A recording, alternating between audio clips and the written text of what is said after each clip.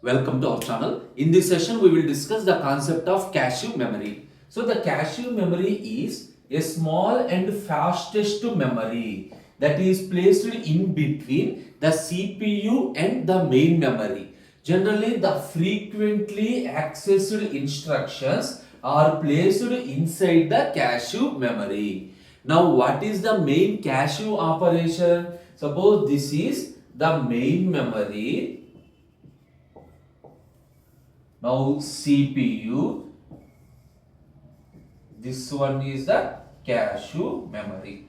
Now the main cache operation is, suppose if CPU needs an instruction, first CPU searches for that instruction in the cache memory. If that instruction is available in the cache memory, directly read that instruction. Suppose if that instruction is not available in the cache memory, now then only CPU access the instruction from the main memory, and at the same time that instruction is placed in the cache memory. Now what is the advantage? The advantage is, instead of directly search in the main memory, first the CPU searches for the instruction into the cache memory. That means the average access time is reduced.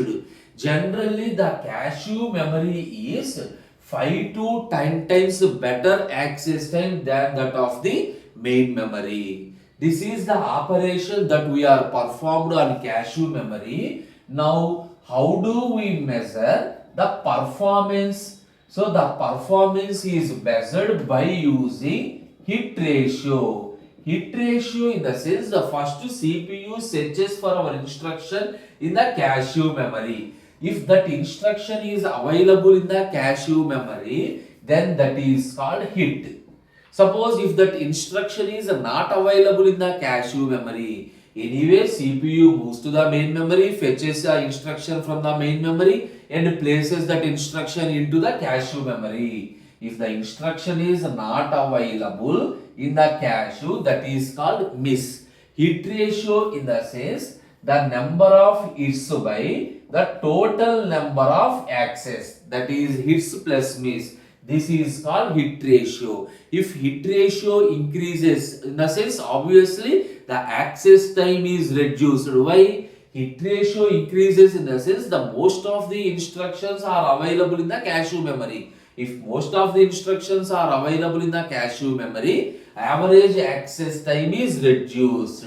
Now the thing is, suppose if that instruction is not available in the cache memory, then what you need to do? Transformation of data from the main memory into the cache memory. That is called mapping. Clear the point? If that instruction is not available in the cache memory, we need to transfer the data from the main memory into cache memory. That procedure is called mapping. So there are three approaches for this transformation. The three approaches are, the first one is associative mapping, and the second approach is direct mapping, and the third approach is set associative mapping.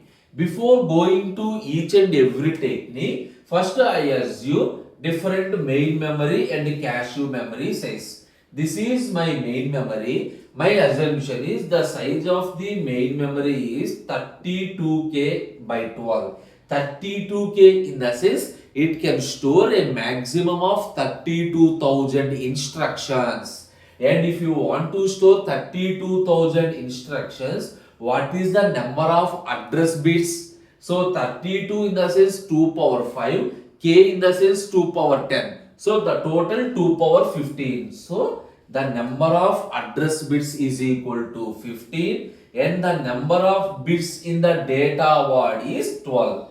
That means it can store maximum 32,000 instructions and the size of each instruction is 12 bits. This is my main memory, and along with I used one more cache memory. This is the cache memory 512 by 12. Here if you observe carefully, 512 by 12. 512 in the sense the cache memory can store a maximum of 512 instructions, but the size of each instruction is same. You are reading the data from the main memory into the cache memory. The data size is not at all reduced. Only the number of instructions are reduced. So instead of 32,000, it can store a maximum of 512. 512 in the sense 2 power 9. So the address bits is required is 9. Anyway, the data word it needs 12 bits. This is my assumption. Based on this assumption, transform the data from this main memory into the cache memory. What is my first approach? My first approach is associative mapping. So this associative mapping is the fastest and flexible cache organization. Remember, the fastest and flexible cache organization uses the associative memory. So assume this is my associative memory. For example, consider my associative memory stores 3 instructions, and each instruction contains the address and data.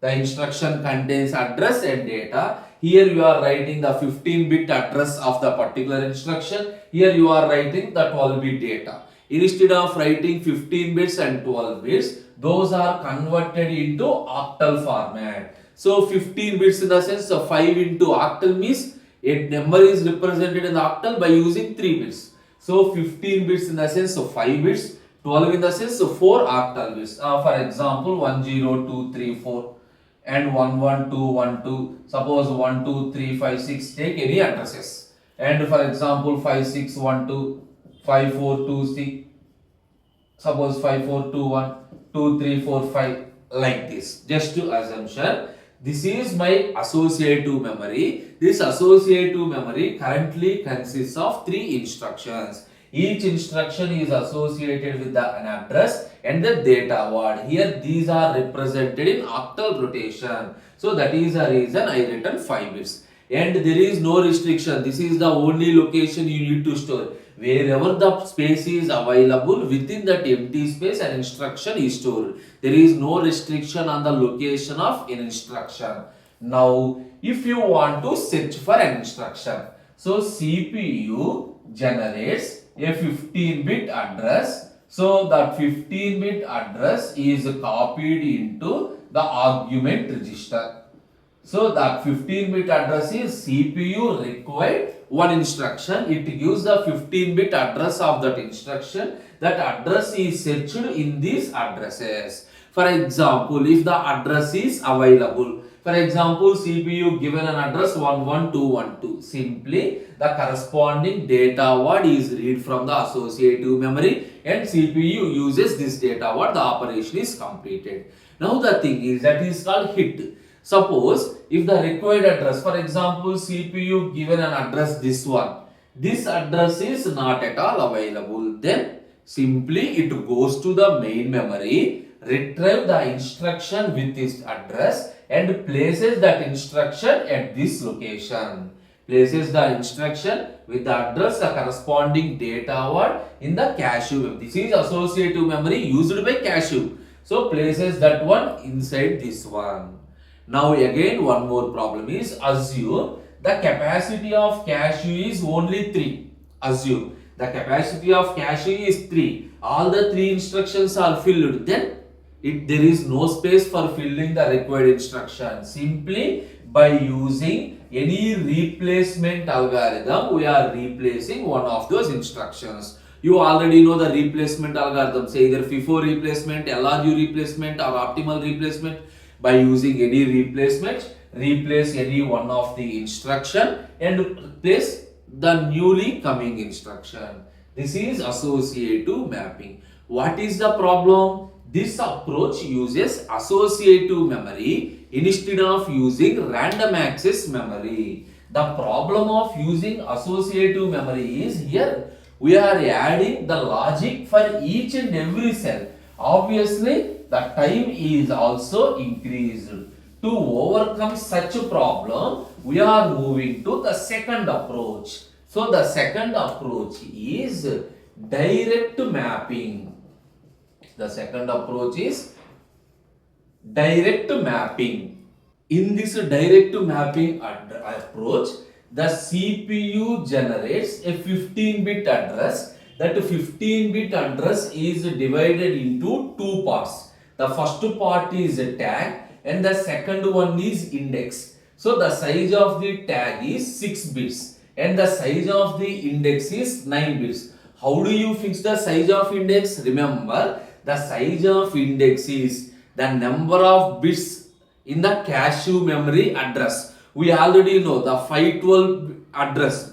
So 512, how many address bits are needed? 9. That is the reason we are using 9 bits for cache memory. So the index also contains 9 bits, 000 to 777. Why 777? Here we are representing in octal notation. So this is 32K by 12 main memory, and this is my cache memory. This is the representation 512 by 12. Now these index bits are mapped to here like this. Okay. Now along with this index bits, the main memory contains the tag bits also. The main memory contains A6 tag bits also. This is the representation in direct mapping. So for our understanding clear, remember the number of address index bits is equal to the number of address bits that are used in the cache, and the remaining bits are tag bits. Remaining bits are tag bits. Now for understanding this direct mapping, we will consider one example. Suppose this is my main memory. Assume this is my main memory.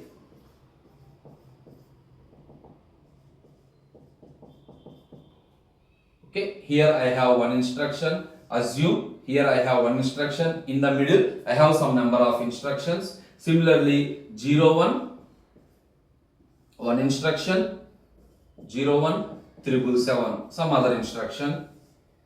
Just for example, 02, 000, one instruction. In the middle, 02, 777, one instruction. Assume this is my main memory. At this location, I have some instruction 1, 2, 3, 5, and here 1, 2, 3, 6, here 1, 2, 3, 7, 1, 2, 3, 8, 1, 2, 3, 9. Just randomly I am using. Now, this is my main memory. How the cache memory is organized? The cache memory is represented with the index 000 to 777. How an instruction is stored in the cache memory? An instruction is stored internally. The data word 1, 2, 3, 4 and 0, 0. This is my example. Just to understand my example, suppose right now this address instruction is placed. Here the first part is called tag, the second part is called data. So inside the cache memory is data word is stored along with the tag. For example, here also if you want you can take some 02 and here 02 1239. Now what is the problem in this approach? Remember, whenever CPU generates a 15-bit address, that 15-bit address is divided into tag and index.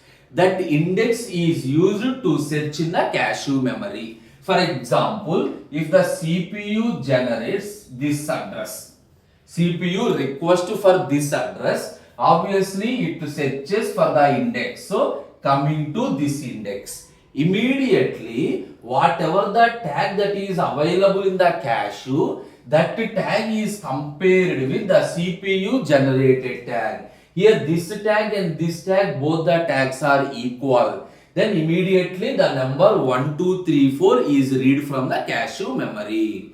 Clear? Now what is the problem? If that is available perfectly, that is okay. What is the problem? For example, 01, 000. This is the instruction needed by the CPU. First it go to the particular index and 01. These two tags are mismatched. That means my required word is not available in the cache.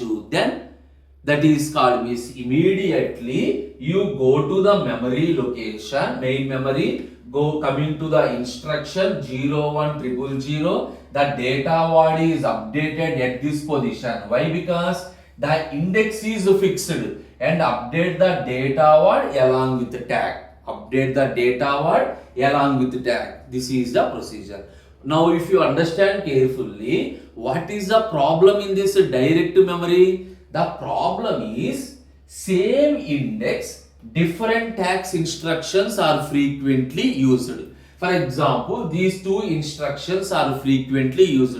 Is it possible to store two instructions in the cache even though there is a free memory? No. Why?